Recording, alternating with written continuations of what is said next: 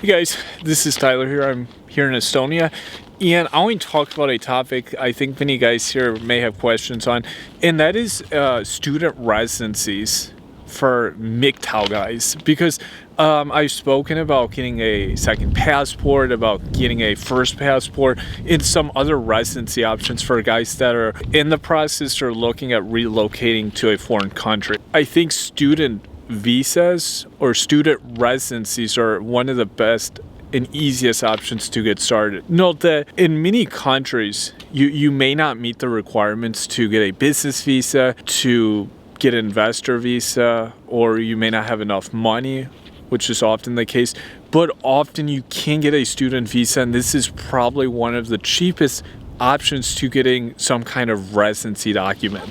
And I've known of many guys, whether they're 19 years old or 50, 60 years old, that actually simply get a student residency document to live in a foreign country. This option, I think, is often neglected because it's seen as like a document that's only made for people that are between 18 to maybe 30, and people that are older than this may not see this as a good possibility, but it's actually a fantastic possibility, especially in certain countries where it's difficult to get a longer-term residency document.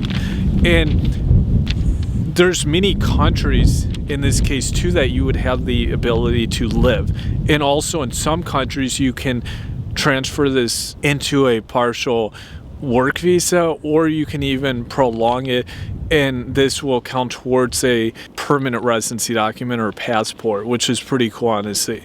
And so if you're not so certain about a country, and if you want to be there long term, this is a great way to get started with. I'll give you an example here. I know the process with Serbia is relatively straightforward. And anyone that's interested in Serbia or perhaps a Balkan country, what you'll typically do is that you'll contact the university that you're interested in, maybe have some correspondence with them. First step. There's both private and public options. You can find some that are maybe 1,500 euros, others maybe 3,000, 4,000 euros. That's at tops, mind you.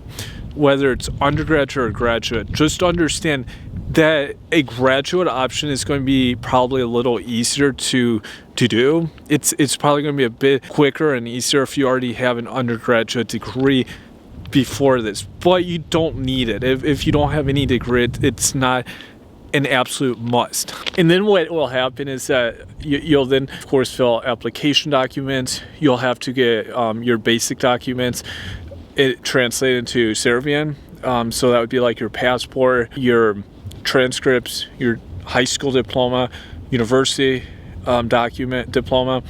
All of this has to be translated into Serbian. And then this is then submitted to the university that you're going to attend or you're interested.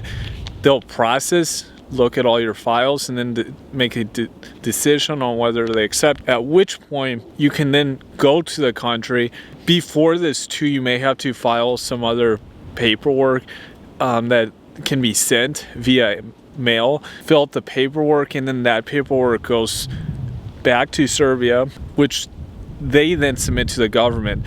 You also often have to go to the university that you're going to study at and do some other paperwork in person, which is then submitted for the official visa, the student residency document. And that actually only takes maybe 3 to 5 weeks, and within that time frame you'll have your student visa, and then you're official. You'll be an official student in Serbia. And this is actually quite similar to other Balkan countries from research I've conducted. The same process is not that much different in many other countries. I have been a student in Chile, and it was very similar in Chile. I was going to be a student in Russia some time ago, and it was very similar system. So just know, if you're in a country that doesn't speak English, typically you're going to need your documents translated to the language of that country. in many programs in these universities have options in English. It's not just the programs in that language. Often, especially in master and graduate programs, they'll have options in English. And this is a great way, honestly, to get a document, honestly. You'll have a good experience. You'll be, I think, around, of course, other people, and it'll help get you going in that country, and I think also help you decide if you want to be there long term. Being in this kind of environment, I think, is really optimal for really helping you decide if you could see yourself there longer, and it's probably also one of the cheapest options. I mean, and like I said, on the lower end, in many countries, you're going to be paying maybe anywhere between 1,500 to 2,000 euros. It may even be less in some countries, but I would generally account for that price. You may get a year or 2 years on that visa. Of course, tuition is each year, but the visa, if you're like studying for a 2 or 4 year program, it's just a pretty standard renewal process the following year or in 2 years from that beginning time.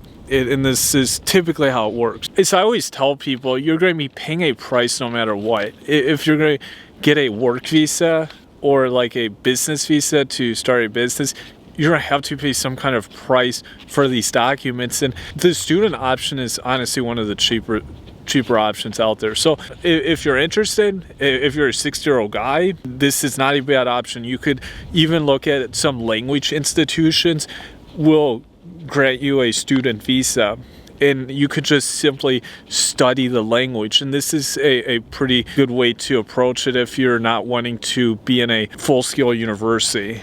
The language institutes, I know, an option in Ukraine and Russia, and many other countries have this. So there's a whole spectrum of options here. It can work out well. So give me your feedback below here, and thank you.